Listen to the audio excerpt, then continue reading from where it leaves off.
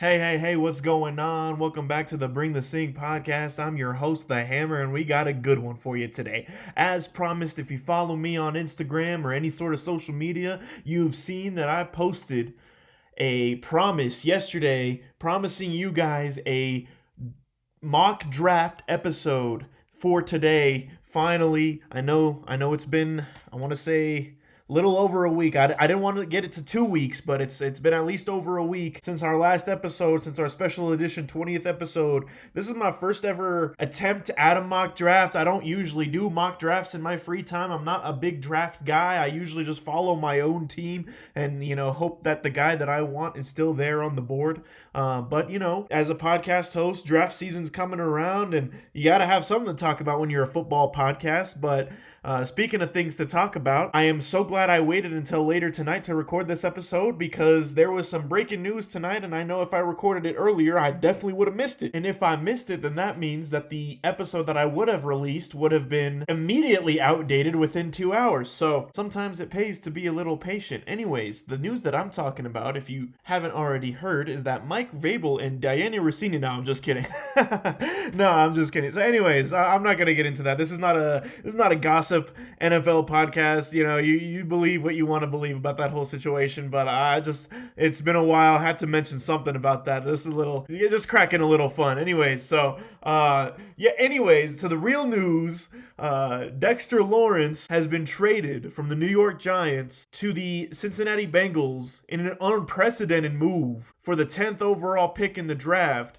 Now, the Giants have, I believe, the 5th and the 10th overall pick, which definitely jumbles up my mock draft just a little bit. I didn't really know who the Bengals were going to go after. It was probably going to be someone defensive. It definitely kind of threw me in for a loop, threw a little wrench into those plans regarding the podcast. However, I think what was really unprecedented about this is if you know anything about the Brown family and how they run their organization out in Cincinnati, they don't really give a shit about football. They don't give a shit about winning. So, pardon my French, but, it's been true. And it kind of made Joe Burrow depressed over the last couple of years because he's either been injured or the defense has been so freaking bad that they just haven't been able to win any ball games. And, they made it to that Super Bowl in his second year. And, ever since then, it's kind of that second year Super Bowl curse. And, if you're Drake May listening to this, watch out for that second year Super Bowl curse because it also hit Dan Marino too.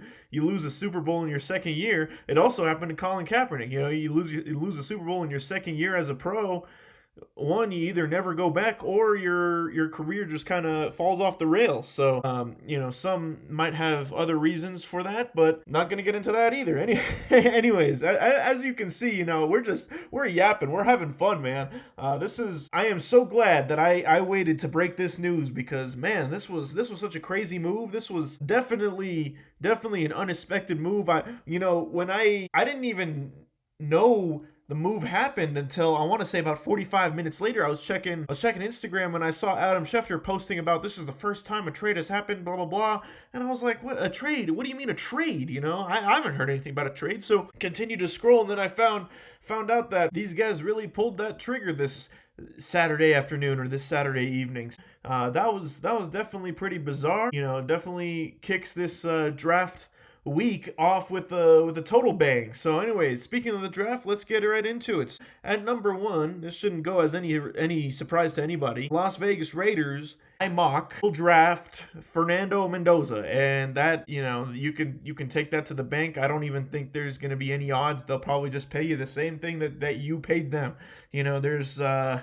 There's no questions there, even if he popped out with some secret boyfriend or something from somewhere, I still don't think that's going to be enough to tank his stock because, one, this is a relatively weak draft nonetheless. I think this draft class is there's not a lot of names to really look out for, but Mendoza is pretty much the only name, really, that really stands out to me. I mean, looking at this draft board, there's also Jeremiah Love, and we'll get into him in a second, and then that tight end Sadiq. But other than that, there isn't really a whole lot of names that I look for in this draft that I really think, wow, this is an eye-popping draft. Now, of course, these guys are still young guys, and they're unproven, and Fernando Mendoza could be a total bust, or he could be a star. And I hope he's not a star, because that guy is going to my division. We're gonna have to play him twice a year. Can't stand the thought of seeing the Raiders actually good for once. I don't really wish ill upon anybody, but sometimes, unfortunately, you kind of have to play the cards that you're dealt. So, congratulations, Fernando Mendoza. You're a star. You're going to the Las Vegas Raiders. Do I expect an immediate turnaround from the Vegas Raiders? Probably not. But crazier things have happened before. This is also not really a quarterback dominant draft either. There's only like one or two guys really that could really make a name for themselves. At least I think there could be some guy out of the woodworks, like a Tom Brady kind of guy out in like the 5th or 6th round, or a Brock Purdy or something. But for the most part, I'm not the biggest college football guy, I will admit. So there I will my time spent watching the NFL trumps the time spent watching college football by, I want to say, at least 500,000.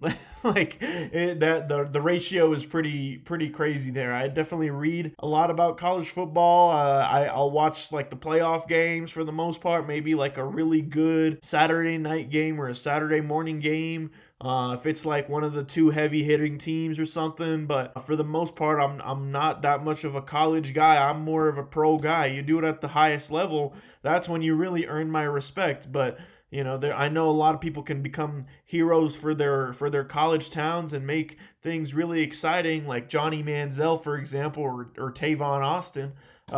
Those guys, they have legendary college careers, and then they come to the NFL. They don't really take advantage of that opportunity. So that's why I don't necessarily take the college game as serious as the pros, nor do I think anybody should take the college game as serious as the pros, just because these guys, they're the best in the world at their respective positions.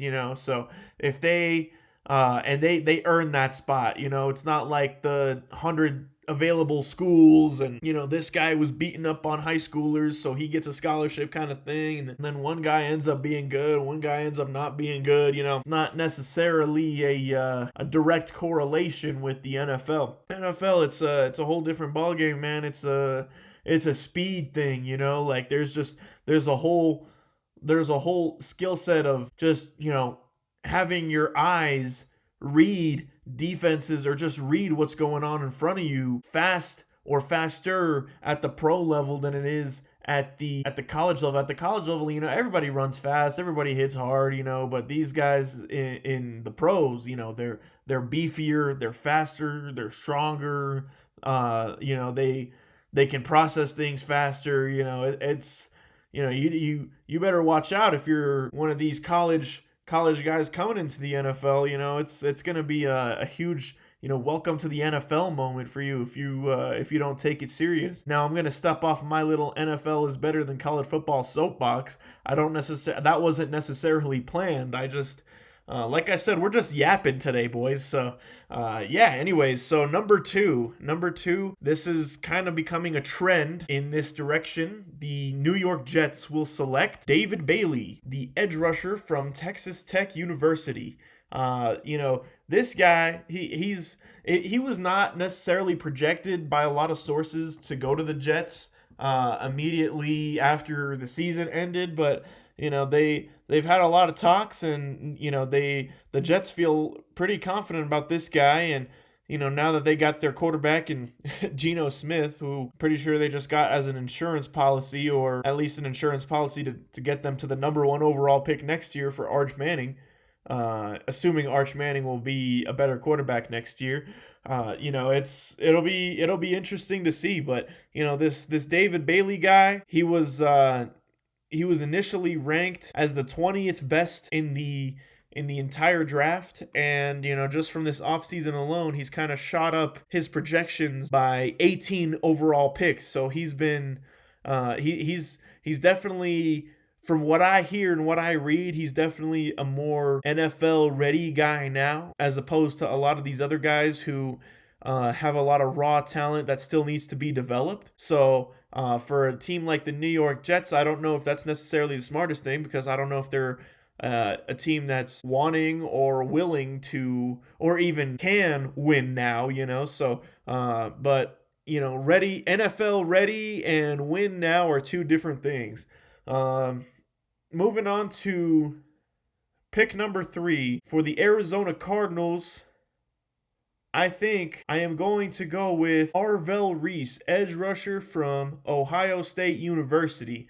This is another guy who he was he was actually projected to go higher than David Bailey, the guy that I just mentioned. But I think the Jets. I don't necessarily think David Bailey is better than Arvell Reese, but I think the Jets, more importantly, think that's the case, and they also like David Bailey better than Arvell Reese right now. But when it comes to Ohio State edge rushers, it's almost like you can't lose. There's not a whole lot of times where you can get something like that wrong. And I was really kind of pondering over this one too, because there is a chance that they could take Francis Mauigoia, the Samoan guy from Miami, Florida, as the offensive tackle. But it's like I don't they have I don't even think who do they have at quarterback right now? Jacoby Brissett is holding out for a better deal. And they're probably not going to draft a quarterback, at least at pick number 3 right now. They may opt to wait another year for the Arch Manning sweepstakes. So just seeing this, it's like I think they might opt to go defense. They have a lot of problems that they need to solve. If you've listened to this podcast, I've been kind of unnecessarily harsh on the Cardinals pretty much throughout the entirety of Bring the Sink's life as a podcast, and it's been deserved because they haven't been a good football team for a very long time, and even when they were, they weren't a fun football team. So I think they'll definitely have to tend to go towards the defense first. If you're fixing up a team, I think defense is more important for winning, but offense is more important for selling tickets. Now, in terms of selling tickets, you might want to draft a quarterback or a running back. So that's why I think they're not really wanting to go that route. And offensive tackle as a draft pick doesn't really sell tickets. So that's why I believe they'll probably go for Arvell Reese from Ohio State. All right, moving on to round 1, pick number 4. We got the Tennessee Titans on the board, and I believe that the Tennessee Titans will select. Hey, what I just tell you?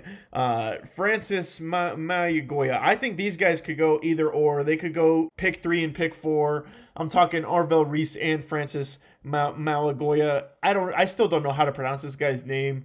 So if I'm saying that wrong, please don't judge. But anyways, yeah, I think this guy, he's definitely the best option for their needs right now. They're not necessarily a team that's going to compete anytime soon, but they got some solid weapons, and they are missing a wide receiver, so I could see them picking Carnell Tate as well. But for the most part, they got a lot of young, unproven guys that just need to kind of shit or get off the pot, if that makes sense. So right now is kind of the wait to see if they are going to shit or if they're just going to get off the pot. So while they're waiting for their young talent to either develop or get off the pot, they are probably going to beef up that O-line because Cam Ward was running for his life last year. So this pick definitely makes the most sense to me. Good tackles, good offensive tackles are very hard to come by in the league. They don't necessarily hit free agency very often, and when they do, they're very, very expensive. So if you can get one cheap, if you can get one in the first round, that's huge, especially one who's projected to be at the top of his class, So moving on to pick number 5, the New York Giants, their first of 2 selections after today's trade. They got I got them going with another Ohio State wide receiver, Carnell Tate, and I just mentioned this guy's name. He could go to the previous team that I mentioned with the Tennessee Titans, but the New York Giants are in desperate need of a wide receiver. They're in desperate need of some weapons, That Malik Neighbors he's been injured, a few times. So as much as as much as Neighbors is still a good option, you still need, another piece to help Jackson Dart and Cam Scatterbo. And I think what better piece to help than, one of the best wide receivers in this draft class with Carnell Tate. I think he definitely fits that scheme pretty well too, especially with the John Harbaugh, Jackson Dart, Cam Scatterbo. They don't have Wan'Dale Robinson anymore. He's with the Titans, and I completely forgot to mention him when I was talking about the Titans in the previous pick. But losing him is actually a pretty big deal. Now moving on to pick number 6, we got the Cleveland Browns on the board for the 6th overall pick. Cleveland Browns select Spencer Feno from Utah, the offensive tackle.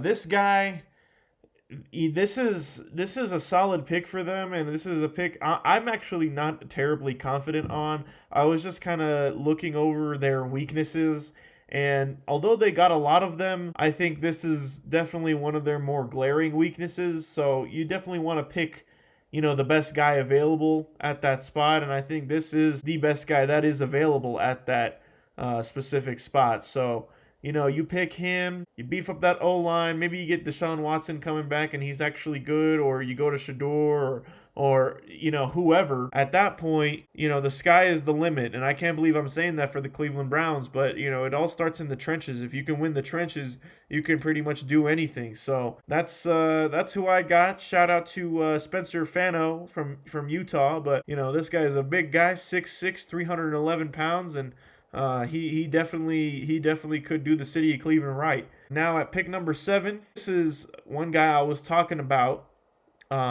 earlier when I was talking about guys to watch out for in the draft. I got the Washington Commanders drafting the running back out of Notre Dame, Jeremiah Love himself. 6 foot, 214 pounds, the best running back, by far the best running back in this draft class in my opinion and a lot of people's opinions. And that is a very glaring weakness posed by the Commanders right now, is their lack of running weapons besides their actual quarterback. So if they can get Jeremiah Love, if he's still available at that number 7 spot, they can run that RPO with Jaden Daniels and Jeremiah Love. Watch out. You might see this Commanders team back in the playoffs again. So he's a great running back. He had over 1,300 yards in college, 1,300 yards just this last season alone. Almost 7 yards a carry, 280 receiving yards. So he's still a threat even out of the backfield. Even when they drop back to pass, he's still a threat. He had 21 total touchdowns. Definitely a solid choice for the Commanders. And if he's still available at pick number 7, I think that's a no-brainer for sure. For pick number 8, we're moving on to the New Orleans Saints, and we got another Miami, Florida guy. We got Ruben Bain Jr., edge rusher. And this guy, I don't know if he'll even fall this far, because this guy, he's one of the best at his position too. And, this is definitely a draft that has a lot of edge rusher talent for sure. And, it could be this guy, it could be Arvell Reese, it could be David Bailey, but one of these guys is going to turn out to be something special in the league here in the next few years. Whether that's, Ruben Bain or Arvell or Bailey, one of those guys, like I said, they're going to be a stud. And I wouldn't be surprised if it's Ruben Bain, man. New Orleans, they're moving off from Cameron Jordan. He's going to be a free agent, and it seems like he's been in the league for 87 billion years. It's probably about time that they're moving on from Cameron Jordan, and what better way to move on than to draft a successor in Ruben Bain, who he terrorizes backfields, he terrorizes the quarterback, he's a powerful guy. It's just him and Chase Young in that backfield, or him and Chase Young on the edge coming off like that. It's gonna be a pretty scary sight. Now, pick number 9, I'm moving on to the Kansas City Chiefs. Now, Kansas City Chiefs, I could go one of two ways. I could go offensive tackle, and I'm kind of leaning offensive tackle, but I think what I'm going to do is I'm going to have them pick Arizona State wide receiver Jordan Tyson. Jordan Tyson, he's definitely, if you've noticed, this is the second wide receiver off of this draft so far, and we had to wait 9 picks to get it. But this guy, he's definitely one of, if not the best in his class right now. I don't know. I think with my philosophy with guys from Arizona State is if they're balling, they're usually good football players because there's a lot of distractions down in Arizona, if you know what I mean. Like, there is a lot of distractions down there, especially Arizona State. They got all the parties going on and stuff. So if you're balling, you're good in Arizona. You're like down in Scottsdale, man. Oh man, dude, you're gonna be balling in Kansas City, and it kind of kills me to say that because I don't want Kansas City to be balling again. I've seen Kansas City ball enough over the last 7 or 8 years, so this year was really nice to see them not be balling. So, yeah, I do think that they need to replace Jawan Taylor at offensive tackle. But I don't think that's necessarily a growing pain or like something that really needs to be addressed immediately. So we'll see. I definitely think the more fun pick would be Jordan Tyson, and I might be a little biased in saying that, but yeah, I could definitely see them drafting an offensive tackle, but I'm going wide receiver just for the hell of it. Now, at pick number 10, which was supposed to be the Cincinnati Bengals, but they just traded it away in an unprecedented fashion for Dexter Lawrence. The New York Giants, I got them selecting Mansoor Delane, cornerback from LSU. Now, this guy is a quality player. He's a good cornerback. He's definitely the best, if not one of the best, at his position coming into this draft. Definitely beefs up that secondary, which is one of their glaring weaknesses in New York. This is also another team that I could see Jordan Tyson going to. However, I think, like I said, I already said Carnell Tate is going to them at pick number 5. So I don't really see them picking 2 wide receivers with their 2 top 10 picks. Now Jordan Tyson, or sorry, not Jordan Tyson, Mansoor Delane. This guy, he can cover man to man. He can cover zone. He's definitely one that's NFL ready. He's a senior. He's played a lot of football. So I think this would definitely be a solid pick for the New York Giants at pick number 10.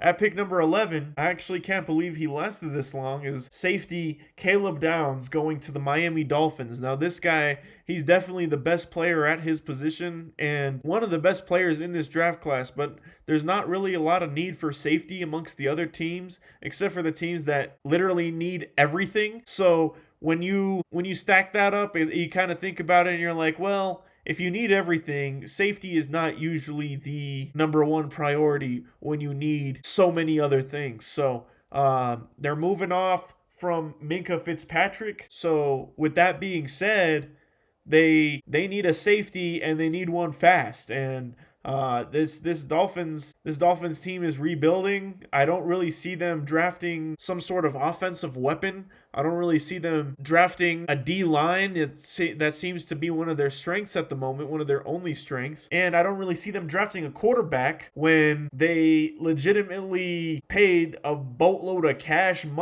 dollars to Malik Willis. So give me Caleb Downs, Ohio State. He's finally off the board now at pick number 11.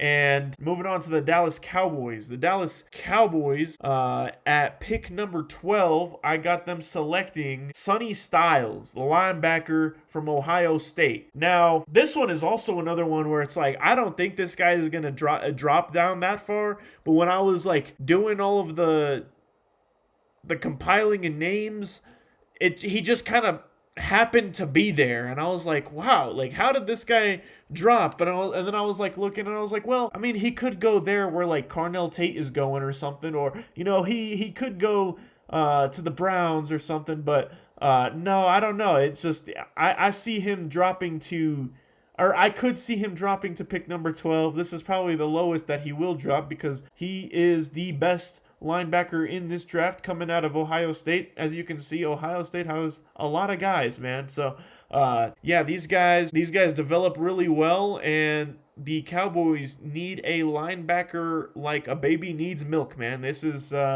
it's pretty crazy, you know. So yeah, let me get a Sonny Styles at, well, it kind of sounds like a kind of sounds like a fake name too, Sonny Styles. Like these guys are just born for the NFL, man. Anyways, so moving on to round one, pick number 13, the Rams. And when I looked at this, I had to kind of take a little double take because I was like, how do the Rams have a top 13 pick? And then I realized that the Atlanta Falcons last year traded their number one overall pick to the Rams this year for in exchange for an edge rusher who got arrested and for some reason is slipping my name right now. The funny thing is, I actually really liked him as a prospect, but James Pierce, yeah, it finally just popped into me. Sorry guys, but it's getting a little late. I need to go to bed. But anyways, we got what, 19 more draft picks to talk about, so there ain't no sleep for the wicked right now. So anyways, the LA Rams, I got them going in on this one's kind of hard because I can see them drafting a wide receiver, but at the same time, they got Puka Nacua, they got Davante Adams. They know how to develop wide receivers like the best of them. And, even if they get a wide receiver in the third or fourth round, he probably still be a stud. So that's why it's like I'm leaning towards wide receiver. But then again, it's like I don't know if they're going to waste a first round pick on a wide receiver. So but then again, this is like the championship window for Matt Stafford. So I just don't know how helpful a third string wide receiver is going to be. So I think with that being said, I think they will draft Caden Proctor, offensive tackle from Alabama. This guy, they need to replace Havenstein or whatever his name is, who just retired. And, I think an offensive lineman, especially for an aging quarterback, is a lot more important than a wide receiver. Now, I could be wrong. They could just be, trying to sell tickets and, getting all the guys doing like the whole Tampa Bay Bucks routine where they just have like a bunch of wide receivers and weapons and just not anything else. But like I said, I could be wrong, but I think the safe bet, not the safe bet, but like the safe pick to make would be Caden Proctor. You got to protect Stafford back there. He's not that mobile anymore. He's getting old. This guy, he's getting injured in the off season. You got to protect that guy. He's the reigning MVP for a reason. Anyways, moving on to the Baltimore Ravens. Baltimore Ravens at pick number 14. I got them picking Dylan Thieneman, the safety out of Oregon. Now this is one of the best overall safeties in the draft right now, and Lord knows that the Ravens love their safeties, man, and especially if things go south with Kyle Hamilton, this could be a good replacement for Kyle Hamilton, and then Kyle Hamilton could just turn into trade stock or whatever. So I definitely think that this is a realistic opportunity for the Baltimore Ravens. They could also get an offensive lineman to help protect Lamar, and that would probably be the smart decision too. But we all know how much the Ravens love their safeties, so give me Dylan Thieneman. At pick number 15, let me get the Bucks. We're almost halfway there, guys.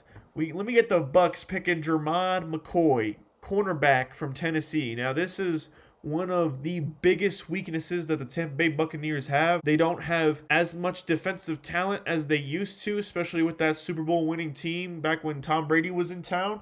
But now they got Baker Mayfield. They got all the weapons in the world. They have a lightning fast, lightning quick offense, but their defense it leaves a lot to be desired, folks. One way to fix that is to beef up that secondary. And to beef up that secondary, you draft a cornerback in the first round. That cornerback, Jermod McCoy out of Tennessee. This guy, he had some injury concerns in college, but other than that, he's been at the top of his class, and he would probably go first if it wasn't for the injuries. So I think that's why he even dropped down to the 15th spot. Now down to pick number 16, we got the New York Jets again. Wow, look at that. The New York Jets, I got them selecting Omar Cooper, wide receiver out of Indiana. Now, this is the second or third wide receiver off of my board right now. And honestly, this is a really good move for the Jets. The Jets don't have a whole lot of options at all on the offensive side of the football. They have Garrett Wilson. They got Breece Hall and then a whole lot of nothing. So I think adding a guy like this would definitely be a smart decision. Maybe help your boy Gino out. Make him end on a good note, man. Don't let him get the first round pick or the first overall pick back to back years. Let him go out with a bang. Let him pass for 4,000 yards once in his life. So yeah, I think this is definitely a solid move for the Jets. And moving on to pick number 17. Pick number 17, I got the Lions drafting Gabe Jacas. I don't know how to pronounce half of these names. Out of Illinois, he's an edge rusher, and they need a consistent pass rush. Aiden Hutchinson can't just do it all on his own, and I definitely think if the Lions wanted to win some ball games, they would definitely focus more on the defensive side of the ball. Their offense has been putting up points. One of the best. By my sources, he is ranked as the second best safety in this entire draft class. So, take that as you will. He's one of the best, if not the best safety in this draft class. I know I've been saying one of the best, if not the best, about a lot of these guys, but a lot of these guys at their respective positions are the best, if not one of the best. You know what I mean? So it's just this one makes sense for the Minnesota Vikings. Harrison Smith is retiring. They need to replace that gaping hole that Harrison Smith has left wide open after plugging it for many, many years. Pause. But, this is going to take some talent, and I think Emmanuel McNeil-Warren definitely has the capability of that talent to plug that hole. Now moving on to the number 19 overall pick, the Carolina Panthers. Some are saying that the Carolina Panthers are going to trade this pick away. I'm not doing any mock trades. I think that's when things get too much into the weeds. I'm not trying to mock any team trading up or down. I'm not even going to mock the Broncos trading into the first to the first round. I don't think they're going to do it. If they do it, I'm going to be excited, and I'm sure they'll only do it if there's somebody on the board that they really, really, really like. So, unfortunately, I don't get to talk about the Broncos, so I have to make an excuse to talk about the Broncos at some point. But a lot of people are saying that the Carolina Panthers are going to trade this pick away. I'm just going to project it as is on paper. I got them picking Blake Miller as a tackle from Clemson. This is definitely one of their biggest needs, along with some defensive sides of the ball. I know they signed some outside linebackers, and they gave a lot of money to Jalen Phillips, but this is definitely an area of concern for the Carolina Panthers. I know a lot of the Carolina Panthers fans want to draft a wide receiver, but what's the purpose, man? You got so many wide receivers. You got Teterow and McMillan. You got Jalen Coker. You got Xavier Legette. It's like, what are you guys doing? Protect Bryce Young. Help that run game out a little bit with winning inside the trenches. Maybe even draft a tight end for all I care. But what are you doing? Were you going to get a fourth wide receiver? Like, I know Xavier Legette hasn't been very good, but, you're really just going to drop him off for another wide receiver in the first round? Maybe wait until day 2 or day 3 for a wide receiver if you really, really, really want one. But come on, we're really doing this right now. We're really talking about wide receiver. So, yeah, that's who I got. Moving on. At pick number 20. I got Kedrick Falk going to the Dallas Cowboys out of Auburn. He's an edge rusher, 6'6", 276 pounds. Certainly not like the best of his class, but he's up there, and that's why he's still going in the first round.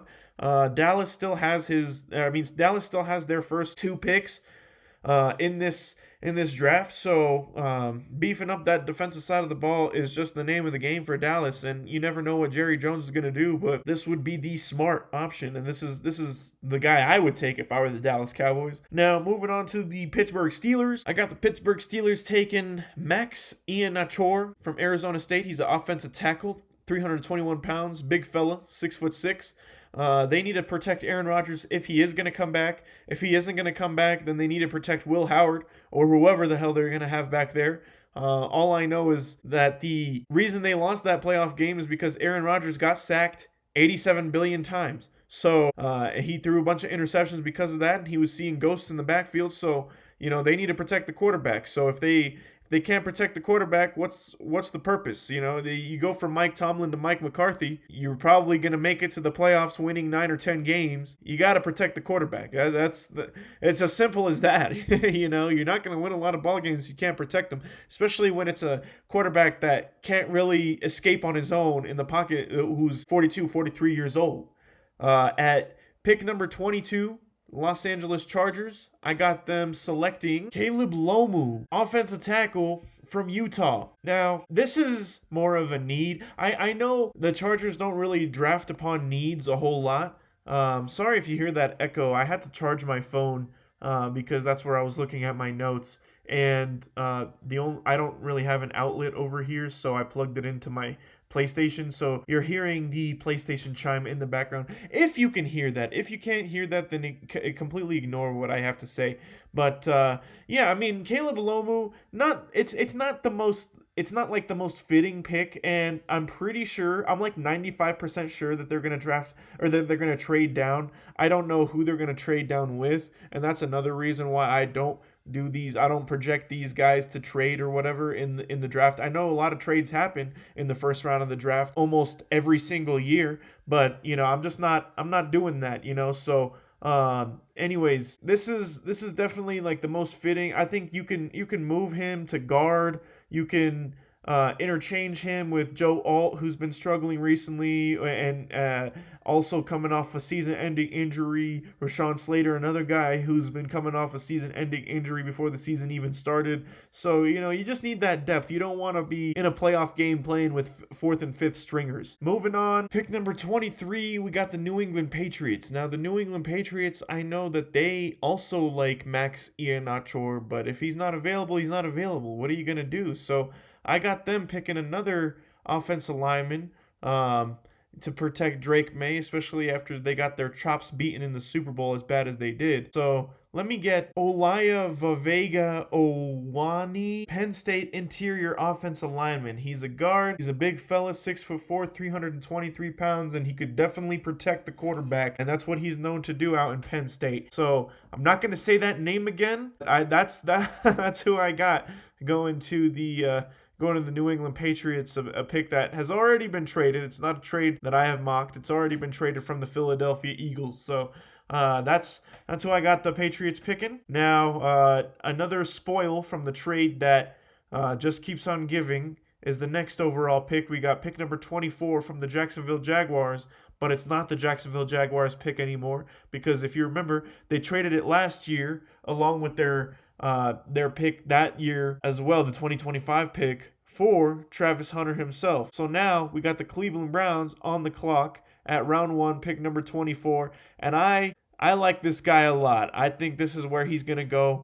Give me Casey Conception from Texas A&M. This guy, he's got a bit of a speech impediment. He stutters when he speaks, but man, this guy, he's the most confident guy in the world. He's got the best attitude. I definitely think if anyone deserves to be successful in their career, it's definitely Conception, because this kid, he's got the right attitude. He's got a chip on his shoulder, and they would be absolutely thrilled if he was still on the board. And I know Conception would be thrilled to go in the first round, because he was making some pleas on social media earlier in the week, talking about how it's going to be a huge mistake if people skip out on him, and he wasn't stuttering when he said that. So yeah, give me the kid out of Texas A&M going to the Browns. And moving on to pick number 25, the Chicago Bears. The Chicago Bears are going to select, in my opinion, Peter Woods, defensive lineman from Clemson.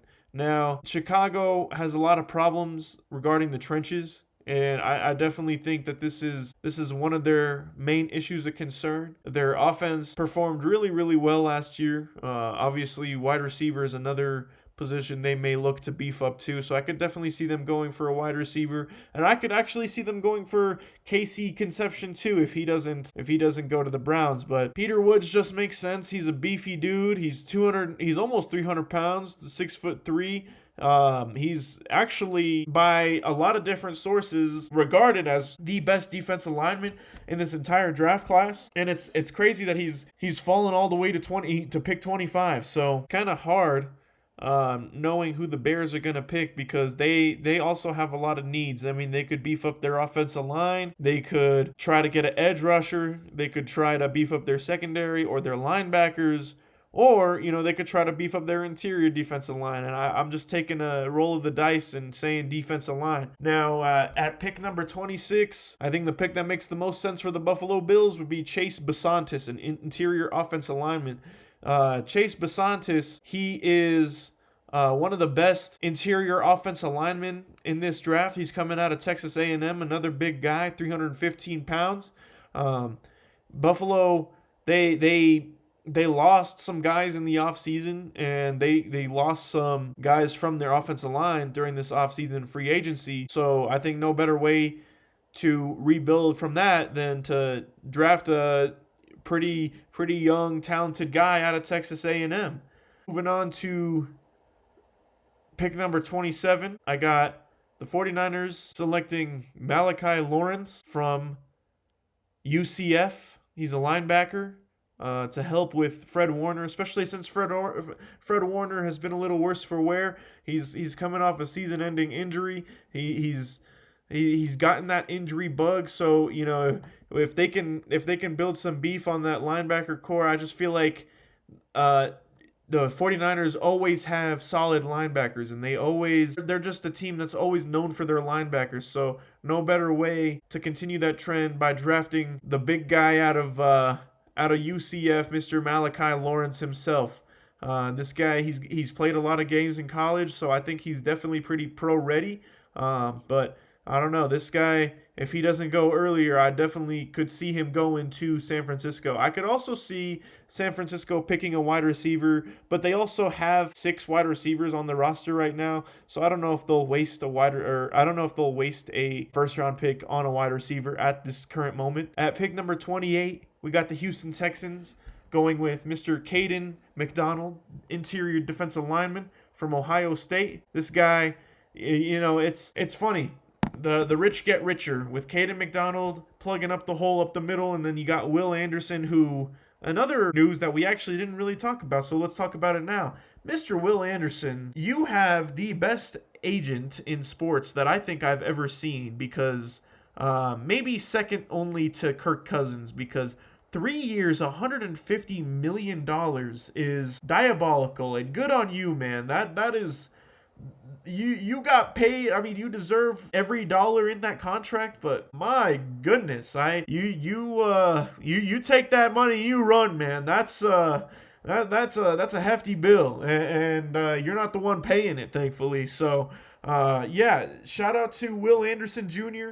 Shout out to the Texans. Shout out to that Texans defense. And, like I said, the rich just get richer. If they draft this Caden McDonald kid out of Ohio State, big guy, 6'2", 326 pounds. He'll probably lean up a little bit more. I don't know, a lot of guys that go into the league at pushing 330 pounds, but, they build up that trenches. This team is going to hold opponents to 3 points a game, At pick number 29, got the Kansas City Chiefs, and I got them selecting none other than Cassius Howell, edge rusher from the Texas A&M Aggies.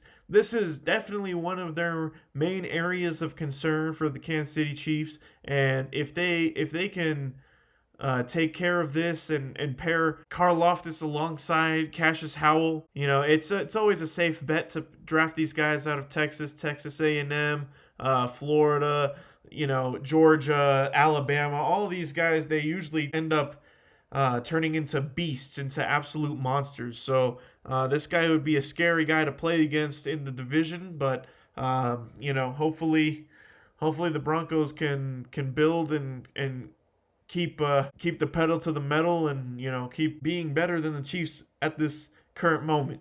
At pick number, what are we on? At pick number 30, I got the Miami Dolphins, which was the original Denver Broncos pick. But yeah, I got the Miami Dolphins drafting. I actually can't believe I have this guy falling this far, but I guess that's just the way the cookie crumbles. I have them drafting none other than tight end Kenyon Sadiq from Oregon University. Now, this guy I would have loved to have as a Denver Bronco because he's been described as a running back or as a tight end that runs like a running back, and he's so fast, he's so quick, and he's got great hands. He's definitely. I think if Kyle Pitts didn't get drafted so high and kind of had an underwhelming start to his career, I definitely think Kenyon Sadiq would have had a better chance at going higher in his respective draft class. But the Miami Dolphins, they need a tight end, and they need a tight end bad, and what better way to get a tight end than getting the best tight end in this entire draft? Now, moving on to the New England Patriots, we got the 31st pick on the board. I got the Patriots selecting Denzel Boston, wide receiver out of Washington. Now, this is definitely one of their main weaknesses, and I've been saying that a lot, but this is definitely an area where they can improve on, is the wide receiver position. They don't have a whole lot of wide receivers, and it seems like they're kind of getting weaker and weaker by the day whenever another controversy comes up regarding their own wide receivers. But they get this young guy out of Washington, and if they draft a guy with the last name Boston on the East Coast where they play 30-40 minutes away from Boston, I think that would be pretty poetic if you ask me. Now, moving on to the last and final pick of the first round. Thank you guys so much for staying with us and enjoying and listening to my first ever mock draft in my entire life, I should say. I've never done a mock draft, like I said before. To conclude the mock draft, the Hammer's first official mock draft of Bring the Sink, first of many, I should say, I got Jadarian Price, Notre Dame, running back. I definitely said those words out of order. Let's try that again. For the 31st pick, the 2026 NFL Draft, the Seattle Seahawks select Jadarian Price, running back out of Notre Dame. This guy, I have a little bit of experience with this guy. This guy, he's very patient, and he kind of runs. Who was that running back in 12 years ago with the Steelers? What was his name? Le'Veon Bell. This is what this guy kind of reminds me of. He kind of reminds me of Le'Veon Bell. Hopefully he's a little bit more, sound than Le'Veon Bell, and he doesn't hold out for an entire year for more money. But, that's a completely different topic for another day. Jadarian Price, he's slated as my second or third best running back in this draft class right now, and the Seahawks desperately need a running back after losing their Super Bowl MVP in free agency to the Kansas City Chiefs. So let me get Jadarian Price going over to Seattle on the West Coast for the former Super Bowl champions, or the reigning Super Bowl champions, I should say. And if you've noticed, I don't have Ty Simpson as a first-round quarterback, and I am going to keep it that way. I was kind of looking over it, and I was like, maybe is Ty Simpson going to be a first-round quarterback? Guy out of Alabama, he had a solid year. And I was like, no, I don't think teams are desperate or in need of a quarterback that bad that they're going to reach for somebody in the first round. If they prove me wrong, they prove me wrong, and I don't necessarily care. I don't really take what I say as the Bible, or as some sacred religious text. Like I said, I'm just yapping. One day I'll have one opinion, the next day I'll have another opinion. I have a lot of takes that are right and a lot of takes that are wrong, but at the end of the day, I know ball, and I hope you listening to this right now are starting to learn ball yourselves. Thank you guys so much. This has been episode 21, NFL Mock Draft 2026 of Bring the Sink. I'm your host, The Hammer. Peace.